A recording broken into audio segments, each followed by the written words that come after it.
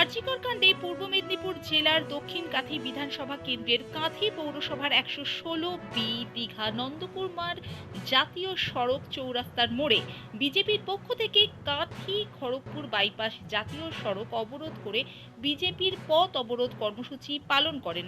দীর্ঘক্ষণ পথ অবরোধ চলার পরে পুলিশের পক্ষ থেকে অবরোধ তুলে নেওয়ার কথা বলার পরেও এবং দীর্ঘক্ষণ দাঁড়িয়ে থাকা মোটরসাইকেল আরোহী থেকে বাসযাত্রী রাস্তা ক্রস করার চেষ্টা করলে বিজেপির বিক্ষোভকারীদের সঙ্গে পুলিশের বাদানুবাদ শেষ পর্যন্ত হাতাহাতিতে পৌঁছায়। পরে সংসদের উপস্থিতিতে তুলে নেওয়া হয় অবরোধ।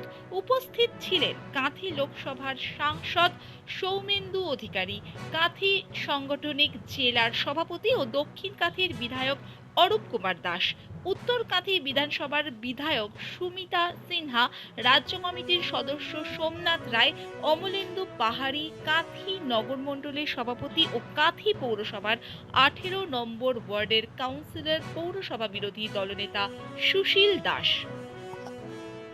আমরা যদি মেয়েরা না সোচ্চার হই সবার আগে, যদি না দুর্গা লক্ষ্মী সরস্বতী বাঁচে, তাহলে কিন্তু পৃথিবীটা ছারখার হয়ে যাবে। এইটুকু জেনে রাখবেন সবাই। সবাইকে আঙ্গুল তুলে বলছি, বিশেষ করে আমি ওই পুলিশ মন্ত্রী, স্বাস্থ্য মন্ত্রী, মুখ্যমন্ত্রী মমতা ব্যানার্জি বলে জোর দিয়ে আমি বলছি যে আপনি আসুন, আপনি দেখুন আপনার বাড়ির সঙ্গে এবং আপনার সঙ্গে যদি এরকম ঘটনাটা ঘটতো তাহলে কত দাম লাগাতেন আপনি আপনার নিজের। এইটুকু বলুন মা। আমি বলি মমতা নামটা যে কে রেখেছিল, আমার তাকে খুব দেখা দিচ্ছে। আপনার নাম মমতা রেখেছিল কে, আমার তাকে খুব দেখা দিচ্ছে। ওই মহিলা মনে হয় বেঁচে নেই, মরে গেছেন বলে আজ এই দুর্দশা আমাদের দেখতে হচ্ছে। পুলিশি বাধার মুখে গোটা পশ্চিমবঙ্গে পড়তে হচ্ছে। আমরা তো ব্যতিক্রম নয়। আজকে ভারতীয় জনতা পার্টি শ্যামবাজারের মঞ্চ খুলে নিয়ে পালিয়ে গেছে। এরা একটা মাফিয়া তন্ত্র পশ্চিমবঙ্গকে গ্রাস করেছে এবং এটা টোটালি এর প্যাট্রোনেজ করছেন মমতা বন্দ্যোপাধ্যায়, তার পুলিশ বাহিনী এবং পুলিশের মাথায় যারা আছেন বিশেষত কিছু ছোটখাটো অফিসার, সবাই খারাপ না, একটু বাড়াবাড়ি করছে এরা সরকারকে খুশি করতে, কিন্তু বেশিরভাগ পুলিশ ভালো। তারা বাধ্য হয়ে সরকারের নির্দেশ পালন করছেন। কি করা যাবে? সিবিআই চালে কেন? ওকে তো চাবুক পেটা করা উচিত। আমি তো অসাংবিধানিক কথা বলছি, হয়তো আইনের এটা আমাদের দেশে প্রভিশন নেই।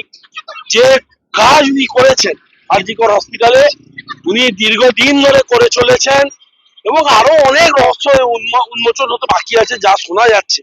তার যদি কিয়দংশ সত্যি হয়, সোশ্যাল মিডিয়াতে আমরা যা পাচ্ছি, বিভিন্ন রিলায়েবল সোর্স থেকে যা পাচ্ছি, তার যদি কিছুটাও সত্যি হয়, তাহলে ওকে তো চাবুক পেটা করা উচিত একেবারে রাস্তায় দাঁড় করিয়ে।